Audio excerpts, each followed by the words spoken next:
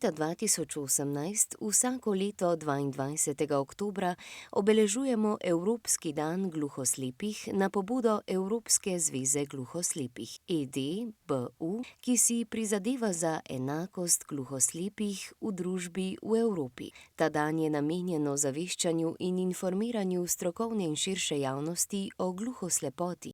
Gluhoslepe osebe se namreč vsakodnevno soočajo s številnimi ovirami in izzivi, saj gre za dvojno senzorno okvaro.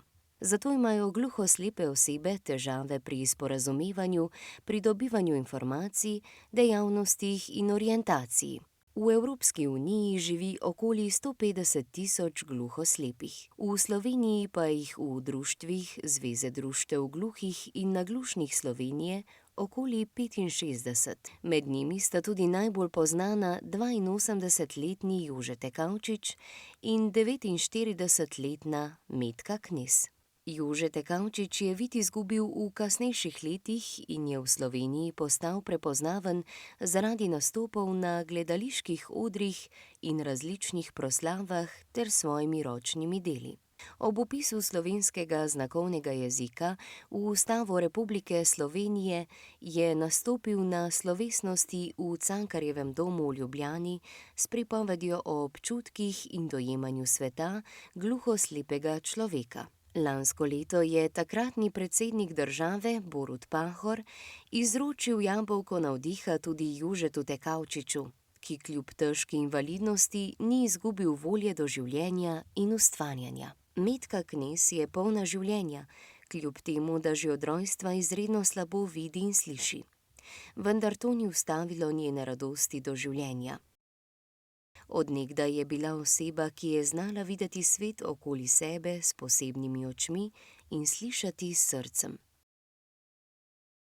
Njena zgodba je navdih mnogim, ki se srečujejo s podobnimi težavami.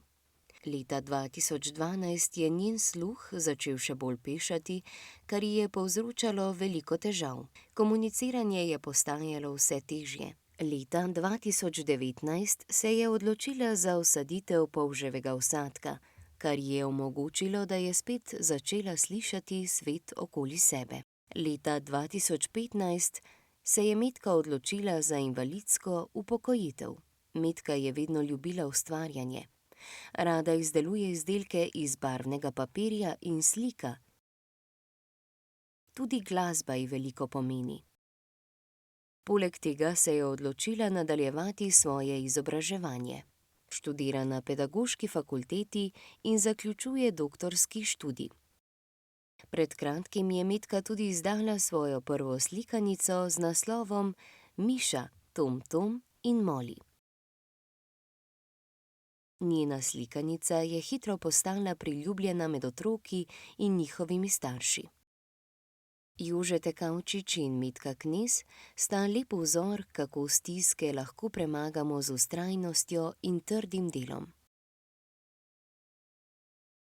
Njuni dosežki gluhoslepim in tudi slišečim vlivajo upanje, da je treba v trenutkih, ko nam je najtežje, vztrajati in se boriti naprej. Postala sta simbol moči volje, optimizma in neizmerne ljubezni do življenja. Njuni zgodbi sta dokaz, da se lahko kljub težavam in oviram dosežejo velike stvari, če le vztrajate in sledite svojim strastem.